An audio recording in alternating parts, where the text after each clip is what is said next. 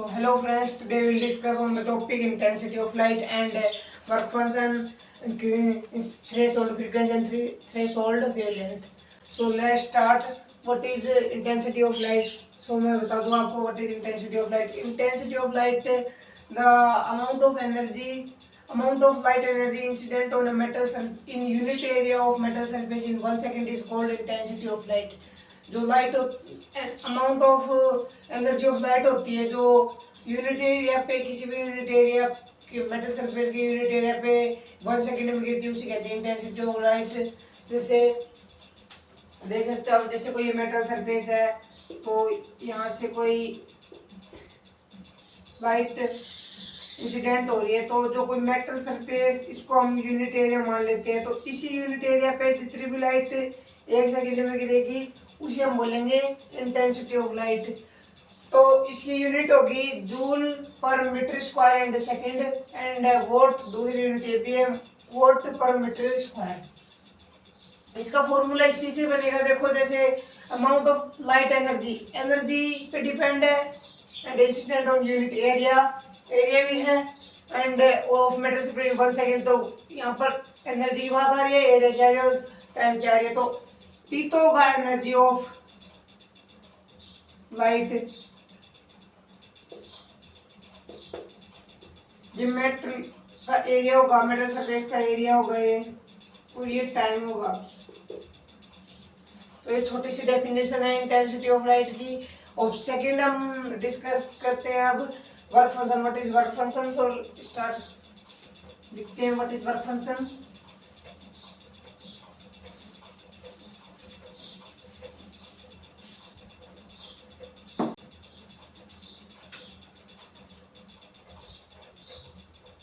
Work function, so पहले समझते हैं क्या होता है वर्क फंक्शन। वर्क फंक्शन होता है energy, minimum energy required to take electron out from metal surface. मतलब जो एनर्जी होती है, मिनिमम एनर्जी, फोटोन को मेटल सरफेस से निकालने के लिए जो एनर्जी रिक्वायर्ड होती है उसे बोलते हैं वर्क फंक्शन।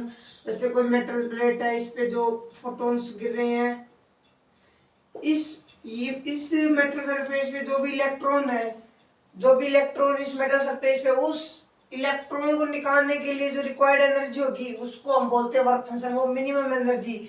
उसके बाद अगर जो फोटोन की एनर्जी है वो इस वर्क फंक्शन के बराबर हो गई ना, तो इलेक्ट्रॉन्स इमिट हो जाएंगे यहाँ से। इसको डिनोट करते हैं फाई नोट से। और ये हर अलग अलग मटेरियल के लिए अलग होता है इसका वर्क फंक्शन। हर जैसे मेटल के लिए वर्क फंक्शन की अलग अलग वैल्यू होगी, चाहे आप एल्यूमिनियम ले लो, चाहे कॉपर ले लो, चाहे जिंक ले लो, चाहे तांबा, चाहे आयरन ले लो, चाहे मैग्नीज ले लो, चाहे कुछ भी ले लो। इनमें से अगर आप कोई से भी मेटल ले दे तो वर्क फंक्शन की वैल्यू डिफरेंट आएगी सबके लिए। हर एक मेटल के लिए इसकी वैल्यू डिफरेंट आएगी। और ये वर्क फंक्शन डिपेंड होता है एयर एंड मैटर के द नेचर ऑफ मटेरियल, और इसकी ऐसा यूनिट होगी। अब ये वर्क है तो इसकी ऐसा यूनिट होगी जूल। वर्क है, देखो हमने लिख रखा है यहाँ पर वर्क है, तो इसकी ऐसा यूनिट जूल, अर्ग और मैग्नीवंस, जैसे इलेक्ट्रॉन वोल्ट एटसेट्रा, बहुत यूनिट होगी, और हमारे लिए तो ये बहुत है। तो अब हम स्टार्ट करते हैं threshold frequency. What is threshold frequency? तो मैं आपको बता दूं, अब हम स्टार्ट करेंगे थ्रेशोल्ड फ्रीक्वेंसी। तो what is threshold frequency? Critical frequency below which photo electric effect is not occur. कि जो क्रिटिकल फ्रीक्वेंसी है, ऐसी फ्रीक्वेंसी, कम से कम फ्रीक्वेंसी, ऐसी छोटी फ्रीक्वेंसी जहां पर जो जिससे नीचे उस फ्रीक्वेंसी से नीचे फोटो इलेक्ट्रिक इफेक्ट अकर नहीं होगा, उस फ्रीक्वेंसी को कहते हैं हम थ्रेशोल्ड फ्रीक्वेंसी। जैसे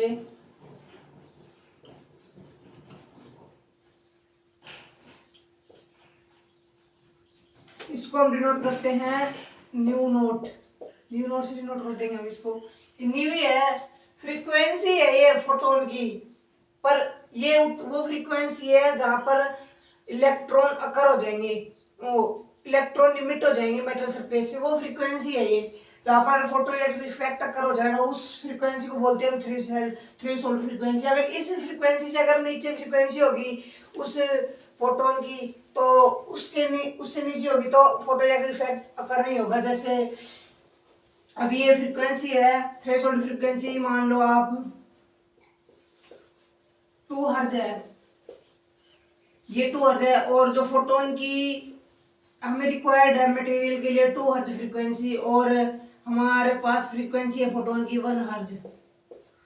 तो इसके लिए जो फोटो इलेक्ट्रिक इफेक्ट होगा वो करना ही होगा, क्योंकि ये यहाँ पर न्यू नोट न्यू से ग्रेटर है,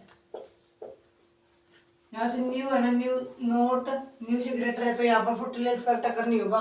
तो इसी फ्रीक्वेंसी को हम बोलते हैं थ्रेशोल्ड फ्रीक्वेंसी। इसकी ऐसा यूनिट वही होगी जो फ्रीक्वेंसी की होती है। फ्रीक्वेंसी की ऐसा यूनिट है H hertz and second inverse. क्योंकि ये भी मटेरियल के ऊपर डिपेंड होती है, हर एक मटेरियल की के लिए अलग अलग थ्रेशोल्ड फ्रीक्वेंसी होगी फोटोन्स की। तो अब हम पढ़ेंगे थ्रेशोल्ड वेवलेंथ।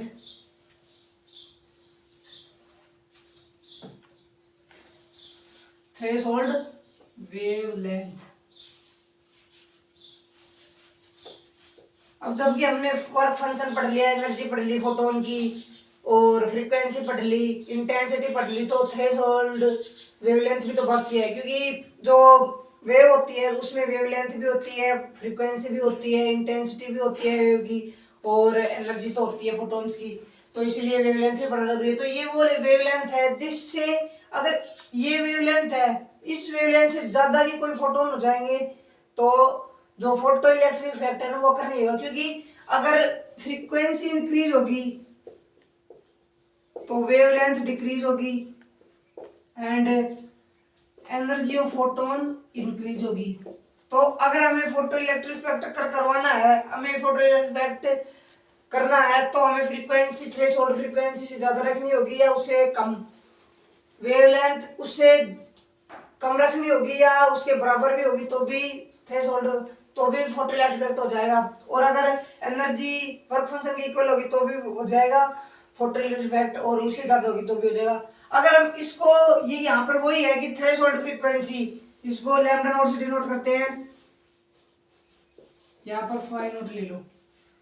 अब ये लैम्डा नोट अगर ज्यादा होगा, वेवलेंथ है वो लैम्डा नोट है। अब मान लो जो हमारे पास लैम्डा नोट है, हमारे पास 2 मीटर है, हमारे पास लैम्डा नोट 2 मीटर है। अगर इससे ज्यादा हमारे पास लैम्डा होगी फोटोन की, जैसे मान लो 3m, तो फोटो इलेक्ट्रिक इफेक्ट वो नहीं होगा। क्योंकि अगर वेवलेंथ ज्यादा होती है तो फ्रीक्वेंसी कम होती है और एनर्जी भी कम होती है। तो इसमें दे रखा है कि जो वो क्रिटिकल वेवलेंथ जिससे ऊपर अगर फोटोन की वेवलेंथ हो गई तो फोटो इलेक्ट्रिक इफेक्ट नहीं होंगे, इलेक्ट्रॉन इमिशन नहीं होंगे मेटल सरफेस से। तो यही है थ्रेशोल्ड फ्रीक्वेंसी। और इसकी यूनिट हो गई मीटर, हो गई एंगस्ट्रॉम, हो गई नैनोमीटर, हो गई माइक्रोमीटर, बहुत है इसकी तो एटसेट्रा। डिस्टेंस ही तो है वेवलेंथ, 1 साइकिल पर सेकेंड फ्रीक्वेंसी होती है। और एक पूरी जो ट्रोक्स की जो सबसे कम लेंथ होती है, जो नियरेस्ट क्रेस्ट एंड ट्रोक्स की जो लेंथ होती है उसी को बोलते हैं वेवलेंथ। तो अब हम रिलेशन पढ़ेंगे, रिलेशन बिटवीन, अब तीनों के अगर हमने तीनों 4 टर्म पढ़ लिए तो इनके बीच में रिलेशन भी पढ़ना होगा। तो रिलेशन बिटवीन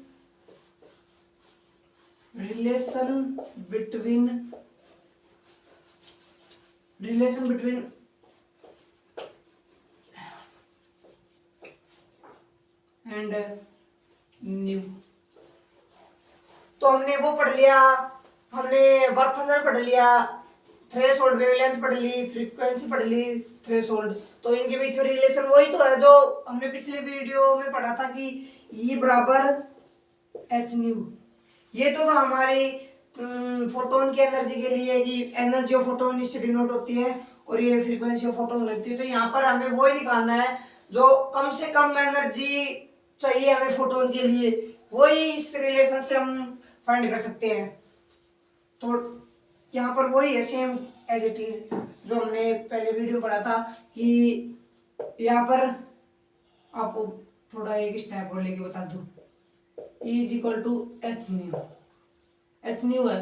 तो यहाँ पर जो इसमें पढ़ रहे हैं तो यहाँ पर एच ई की जगह हमें वर्क फंक्शन लेना पड़ेगा, क्योंकि फोटोन के अंदर जी यही तो है फाई नोट। तो यहाँ पर फाई नोट आ जाएगा। ई समझ गए होंगे कि ये मैंने क्यों लिखा है। ये रिलेशन हो गया, और एक रिलेशन ये भी तो हमारे पास, यहां से हम न्यू की वैल्यू निकालेंगे और यहाँ पर पुट कर देंगे।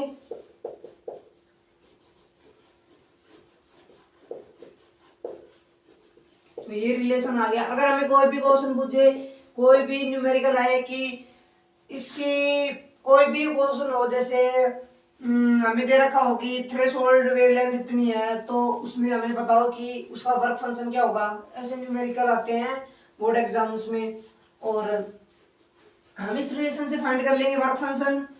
इससे भी फाइंड कर ले। अगर हमें फ्रीक्वेंसी दे रखी है तो इस फॉर्मूला का यूज करेंगे। अगर हमें दे रखा है लैम्डा तो इसका यूज करेंगे। अगर हमें दे रखी है लैम्डा या फ्रीक्वेंसी तो हम यहाँ से अगर लैम्डा दे रखी है तो फ्रीक्वेंसी निकाल सकते हैं, फ्रीक्वेंसी दे रखी है तो हम लैम्डा निकाल सकते हैं इस रिलेशन से। तो आज के लिए बस इतना ही, और अगले वीडियो में हम डिस्कस करेंगे जो फोटो इलेक्ट्रिक इफेक्ट है उसको एक्सपेरिमेंटली कैसे प्रूव किया गया, कैसे किया गया कि इसमें क्या होता है। अगले वीडियो में इसके हम एक्सपेरिमेंटल करेंगे, एक्सपेरिमेंटल रिजल्ट निकालेंगे। तो थैंक्स, आज के लिए इतना ही। अगर अच्छा लगे तो चैनल को सब्सक्राइब करें, लाइक करें, शेयर करें। Thank you.